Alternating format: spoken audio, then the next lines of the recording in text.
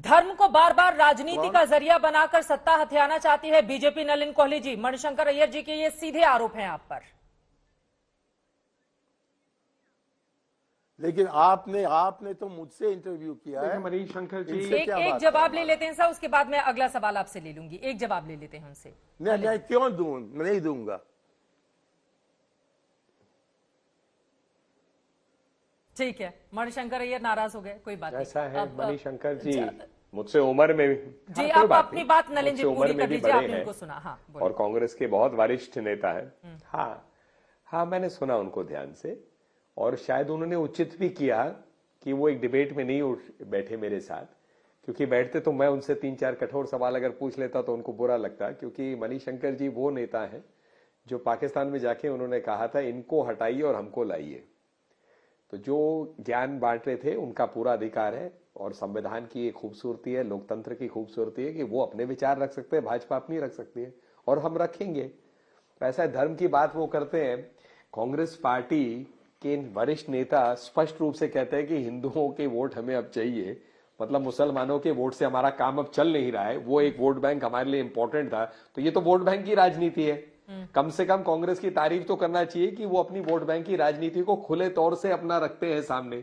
यही हमारे और उनके मॉडल में है, फर्क है।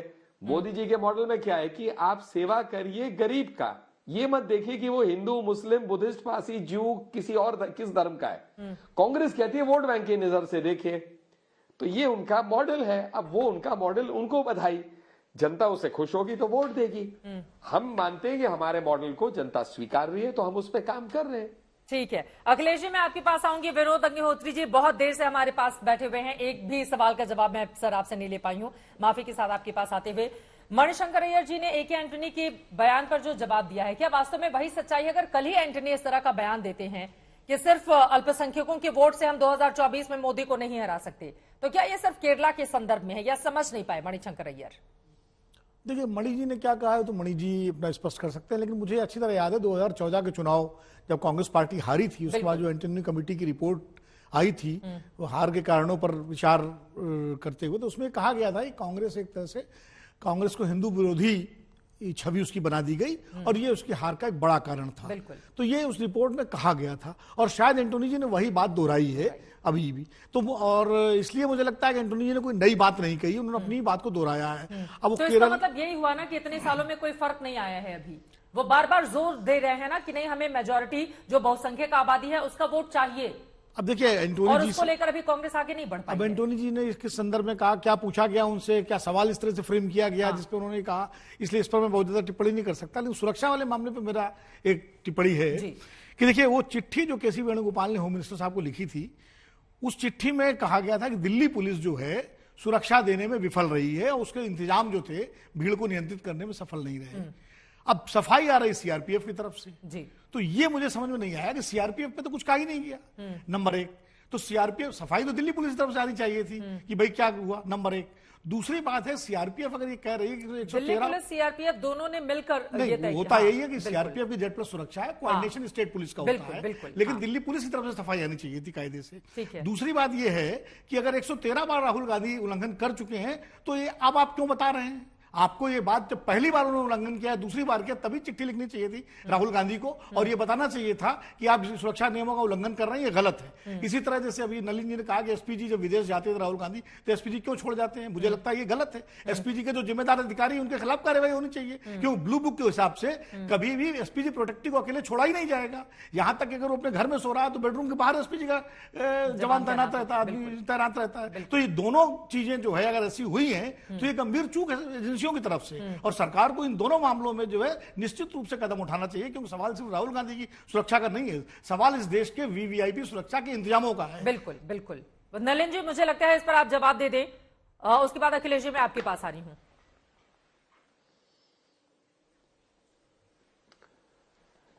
इसमें ना दो पहलू हैं। देखिए, पहली बात विनोद जी सही कह रहे हैं कि सुरक्षा एक गंभीर मामला है, वो हम भी कह रहे हैं, हमारे में कहीं अंतर नहीं है इस बात में। लेकिन दूसरी बात यही है कि मैंने जो बात कही और सोच के कही कि कांग्रेस पार्टी सुरक्षा कर्मियों और सुरक्षा पे राजनीति कर रही है। तो उंगली दिखाते समय 3 उंगलियां आपकी तरफ भी होते हैं। उस 3 उंगलियां जो आपकी तरफ हो गई हैं कांग्रेस की तरफ, उसका जवाब तो उन्हीं को देना पड़ेगा। अगर विनोद जी कहते हैं आपने कार्रवाई क्यों नहीं की ब्लू बुक को लेके किसी अफसर पे, तो एक और बात इस पे उठेगी कि can you force the protectee and physically force him to do something. मतलब उदाहरण के लिए मुझे आपने प्रोटेक्शन दिया, किसी का नाम नहीं लेते, और मुझे आपसे, मेरा रूल कहता है कि मुझे गाड़ी से उतर के यहां नहीं भागना चाहिए, तो अगर मैं तय करता हूं मुझे भागना है, कर्मी तो मुझे बोलेगा ही ना, सर प्लीज आप गाड़ी में रहिए, सुरक्षित नहीं है, आप प्लीज रूल फॉलो करिए, और मैं जबरदस्ती भाग लेता हूं, तो अंत में क्या वो मुझे पकड़ के जबरदस्ती गाड़ी में रख सकते हैं? ये भी तो एक प्रश्न उठेगा, उस पर एक नया विवाद हो जाएगा कि देखिए मेरी मैन हैंडलिंग हुई है, आपने मेरे साथ बदतमीजी की है, पुलिस मुझसे मिलने नहीं दे रही लोगों से। तो ये बड़ा गंभीर विषय, सेंसिटिव है। और अगर एक परिवार के 2 सदस्य जो देश के प्रधानमंत्री थे, उनकी मृत्यु हुई है सुरक्षा कर्मियों के चलते, एक तो सुरक्षा कर्मी से, तो और भी ज्यादा जिम्मेदारी बनती है कि आप प्लीज प्रोटोकॉल को मत तोड़िए। अगर आप प्रोटोकॉल तोड़ते हैं तो फिर आरोप मत लगाइए ना। कई बार तो विनोद जी हमने ये भी देखा है ना, देखिए सुरक्षा में लगे रहते हैं अब तमाम जवान, लेकिन उसके बावजूद लोगों से मिलने जुलने के लिए या अचानक से भीड़ आ जाती है, वो अपने नेता से मुलाकात करना चाहते हैं। क्योंकि राहुल गांधी की दिल्ली में जो यात्रा थी उसको कवर करने मैं भी पहुंची हुई थी, बहुत ज्यादा भीड़ थी, ये भी बात सच है। तो वैसे में सुरक्षा कर्मियों के लिए भी तो स्थितियां गंभीर हो जाती है ना कि वो कैसे लोगों से, उन्हीं के कार्यकर्ताओं से कैसे बचाएं। बिल्कुल इसमें दिक्कत होती है, निश्चित रूप से होती है। लेकिन मैं वो बात कर रहा हूं जब अकेले राहुल गांधी विदेश जा रहे हैं और एसपीजी कैसे रुक गई यहाँ पर, जाना चाहिए था साथ। इस तरह के आरोप पहले भी बीजेपी लगा चुकी है। नहीं, तो ये एसपीजी के जिम्मेदार अधिकारियों की जिम्मेदारी है। हाँ। कैसे आप जो है उनको छोड़ देंगे प्रोटेक्टिव को अकेले? अगर मान लीजिए वहां कोई समस्या हो जाए, कोई घटना हो जाए, तो उसका जिम्मेदार कौन होगा? अगर वो खुद साथ में लेकर नहीं जाना चाहते हैं तो जाना पड़ेगा भाई। नेहरू जी को लोगों ने उठा उठा के सुरक्षा कर्मियों ने गाड़ी में बिठाया है। ये ऐसे किस्से हुए हैं। मेरे सामने वीर बहादुर सिंह चीफ मिनिस्टर थे, गोली चल रही थी कृष्णपुर बराल में, और मैं वहां मौजूद था, और सुरक्षा वीर बहादुर सिंह कहा मैं जाऊंगा, सुरक्षा कर्मियों ने कहा नहीं, पकड़ कर गाड़ी में बिठा दिया।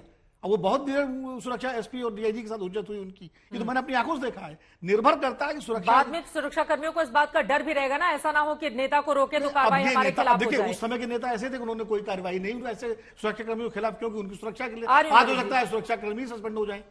तो इसलिए ये समय भी बदल गया है। ये भी मैं कहूंगा उस समय नेता मानते थे इस बात को, सुरक्षा की दृष्टि से हमको रोका जा रहा है तो हम रुक जाएंगे, करेंगे तो अधिकारी के खिलाफ कोई कार्रवाई नहीं करेंगे। ठीक है, अब नलिन जी जल्दी से एक लाइन में आंसर। बहुत जल्दी, मैं इतना ही कह रहा हूं कि देखिए विनोद जी, वो जमाना अलग था और आपने खुद ही कह दिया, और मैं आपका धन्यवाद कर रहा हूं कि आपने कहा ये स्थिति, नेता जो है जरूर जनता से मिलना चाहता है, लेकिन मैंने कहा आरोप नहीं लगाइए ना। फिर मैंने उस बात को सोच के कहा। और दूसरी बात, मोदी जी को लेकर तो 2 बार हुई है गंभीर सुरक्षा के इश्यूज। एक तो पंजाब में हुआ ही हुआ, और आप याद करिए 2014 में क्या हुआ था, पटना में बम ब्लास्ट हुए थे भाई। लेकिन फिर भी उस समय भगदड़ ना हो, लोग ना मरे, सिचुएशन हैंडल किया। तो ये नेता की भी तो गंभीरता है ना कि सिचुएशन को कैसे हैंडल करेंगे आप।